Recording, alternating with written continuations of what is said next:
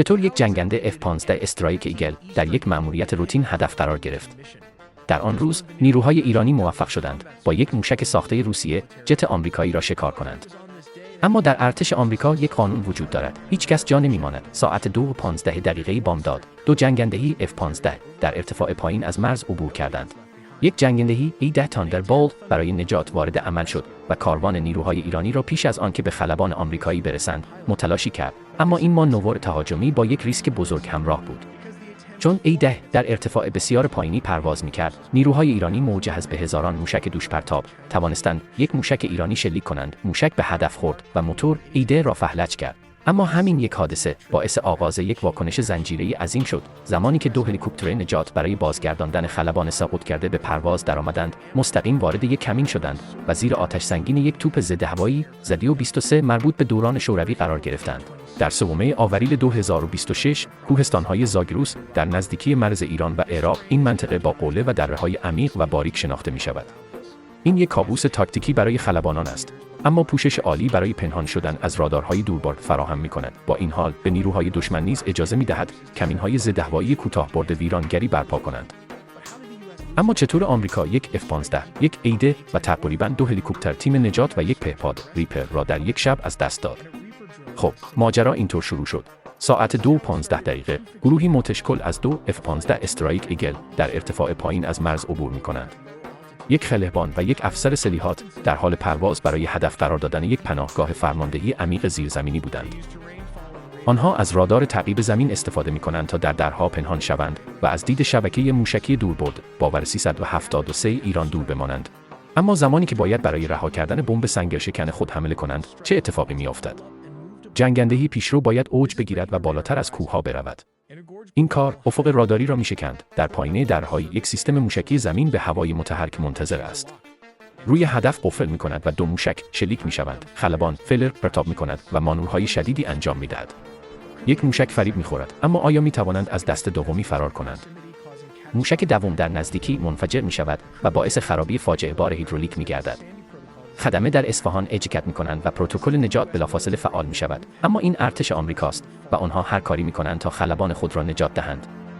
ساعت 2:45 چون محل سقوط نزدیک است و جنگنده‌های A-10 که در آن نزدیکی عملیات می‌کردند برای اسکورت نجات تغییر مسیر می‌دهند. در پایین نیروهای واکنش سریع ایران در حال نزدیک شدن به خلبانان هستند.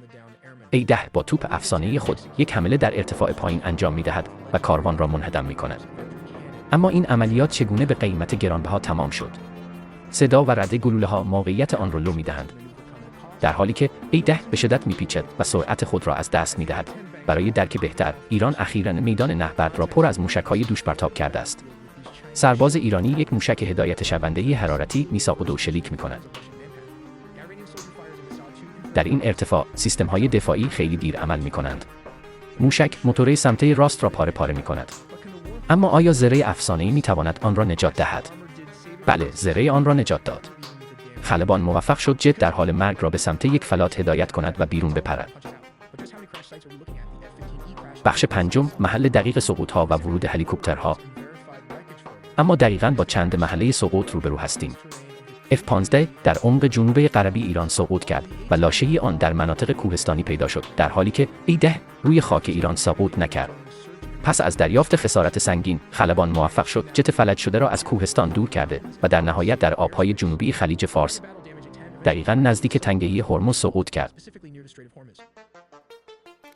حالا در ساعت 3:15 یک تیم اختصاصی جستجو و نجات رزمی به پرواز در می‌آید.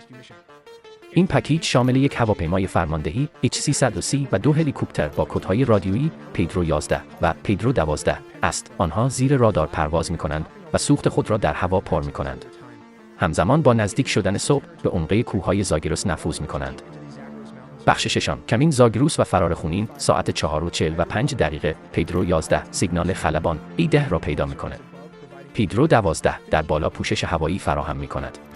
تیم نجات برای تأمین امنیت به زمین میپرند. سپس دو توپ ضد هوایی پنهان شده زدیو 23 از یک مخفیگاه شروع به شلیک میکنند. این یک کمین است. گلوله‌های ضد زره بدنه پیدرو 12 را میشکافند. خلبان با تلاش هلیکوپتر فلج شده را در یک سقوط سخت کنار هلیکوپتر دیگر به زمین میکوبد. حالا مأموریت نجات به نبردی برای بقا تبدیل شده است.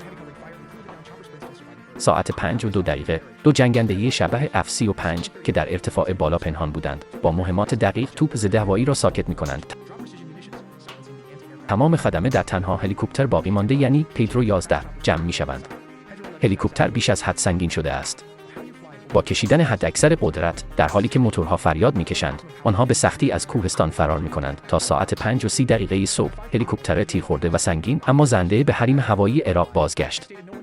در ویدیو بعدی به شکل هدف قرار دادن جنگنده‌های آمریکا در آسمان ایران می‌پردازیم که چطور با موشک‌های فروسرخ این کار را انجام می‌دهند. لطفاً برای حمایت از ما کانال رو سابسکرایب کنید و لایک رو فراموش نکنید.